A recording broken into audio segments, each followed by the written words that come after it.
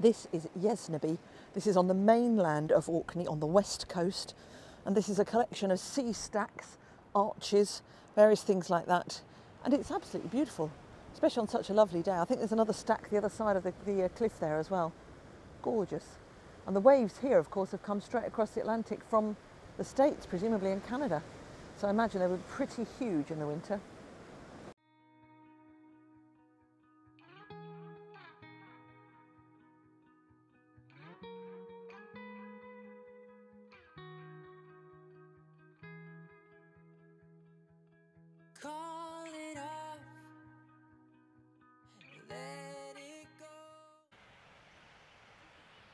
This is the remains of a Viking settlement. We're on the Broth of Bursay here, still on Orkney obviously, and this is an old Viking, well, village really. It would have been quite a well-to-do village because it had apparently drainage and all kinds of things going through here, and they reckoned at the time there would probably have been a bridge made of land that would have actually gone across to the mainland, so it would have been easy for people to get across.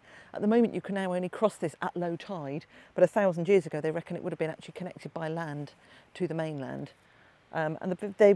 This was Earl Thorfinn who was here, and he actually converted to Christianity in the 1000s and converted everybody else to Christianity as well. This is a tiny little church. It was built in around 1100. It wouldn't have been for the Viking settlement, but it would have been shortly after that, and that was thanks to Thorfinn and his bringing of Christianity to the islands. Tiny little church. It would have had a monastery next to it as well, with dormitories, libraries, kitchens, all those kind of things, cloisters basically for the monks. And this little tiny church here is absolutely gorgeous. There would have been the altar up here with the chancel and the sacristy behind it. And it's absolutely lovely. It's a beautiful, tiny little church. And apparently Thorfinn built the first cathedral on the Orkney Islands, and he's buried, I think, at St Magnus Cathedral in Kirkwall.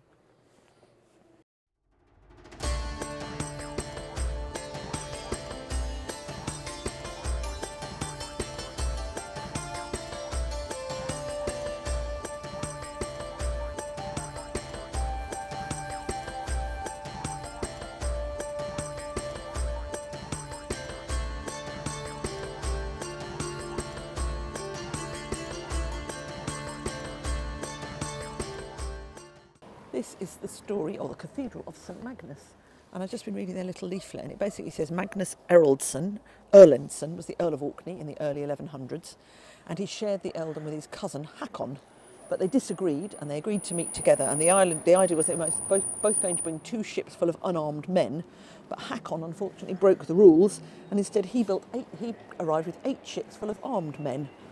But he was too chicken to actually kill Magnus himself, so he ordered his cook to do it. And Magnus was praying, and he was killed by an axe blow to his head. And after that, stories about Magnus's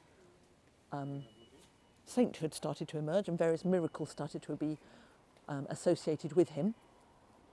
And his nephew Ronald came over to claim his uncle's earldom, and he realised that he was going to need a cathedral or something to honour Magnus, so he built this cathedral. And the remains of St Magnus are in here. It's a beautiful building. We've just been inside and had a look around. It's a beautiful building, lovely entrance hall, beautiful stained glass windows. If you're in Kirkwall, come along and have a look. Inside in the cathedral there's a very dark little archway sort of set up high on a wall, and apparently this is where if they discovered any of the local ladies or witches they would imprison them up there, and the only access was from the roof. Lovely. So we're in Kirkwall, we're in Cafe Moles, and we read about the fact they did quite a lot of gluten-free options here. When I was talking to the lady, this was the only thing they could have that was gluten-free and dairy-free. It's a spicy chickpea salad, and it's absolutely delicious. That's very nice. It is really, really tasty.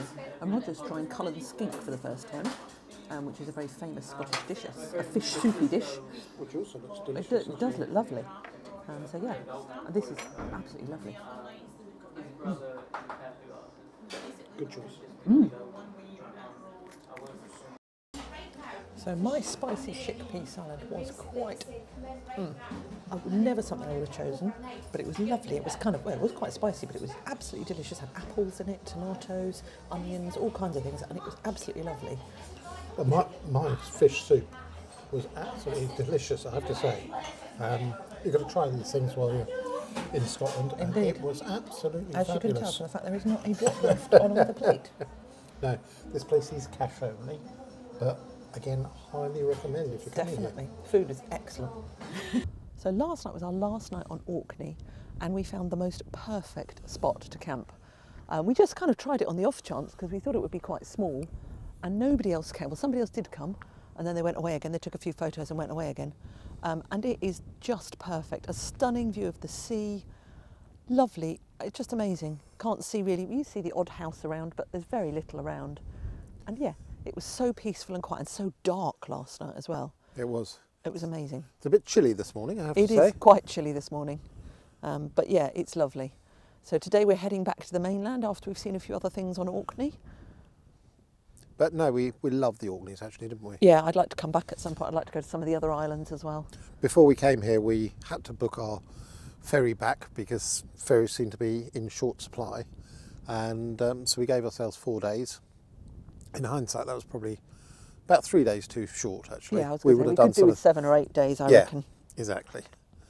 But no, it's been lovely, actually, hasn't it? And the weather has helped. The weather has been perfect stunning. on 2 days. Yeah. And yesterday and today, it's not raining. What more can you ask for, really? You're in Scotland and it's not raining. That's all you need, isn't it, really? No, exactly. So we are here at the Churchill Barriers. And these are strategic defence barriers that were put in place by Winston Churchill, or on the orders of Winston Churchill. He didn't actually lay any stones himself, I don't think. And this was basically Scapa Flow, which is that bit of water over there, was the main place that the home fleet stayed, or it was deployed to during World War One. And 2? Yeah, I'm coming on. Oh, sorry. During World War One. And at the beginning of World War II, they also decided it would be a good place for it. But of course, there were different threats now. And although submarines had been a bit of a threat in the First World War, they were much more effective in the Second World War. And they realised that how vulnerable the home fleet was when very early on 1939, a U-boat got through and destroyed HMS Royal Oak with the loss of more than 800 lives, just sank in the Scapa Flow here. And so they quickly decided they needed better protection. So they sunk boats at the entrance to the flow and various things like that to try and improve it. And then William Churchill decided he was going to build, or they were going to build these barriers to actually stop anything from getting in. They weren't actually completed till 1943, but it wasn't really until 1943 that the people who came into harbour here actually felt secure and safe. And this is only the first of them. There are 4, I believe, so we're going to find the others as well. We're now here at the Italian Chapel. This is on the island of Lamholm. We've come over the first of the Churchill barriers, and we've now just turned left and we're at this Italian chapel. And this area was all an Italian prisoner of war camp. And in about 1943, the prisoners of war decided they really wanted somewhere to worship. They'd done everything they could to make their camp homely. They'd planted flowers, they'd made tables, they'd made billiard tables, all kinds of things. And they really wanted somewhere to worship.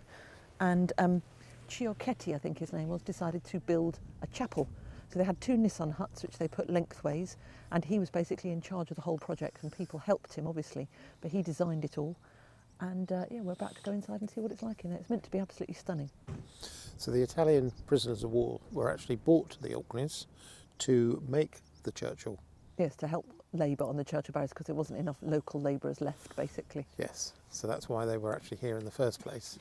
But sadly, in 1945, just about when the chapel was finished, they were repatriated to Skipton, and Chiocchetti stayed here to finish the font, which he was working on at the time, but they never really got to worship in here, which was a bit of a shame.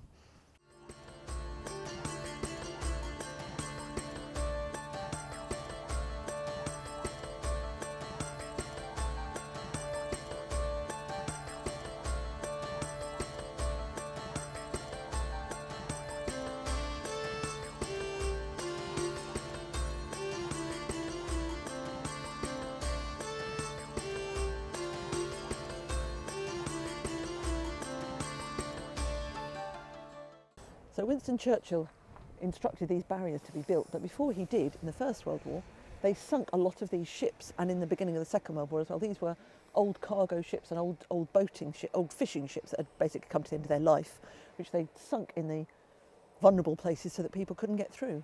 And when it's low tide like this, you can actually see them.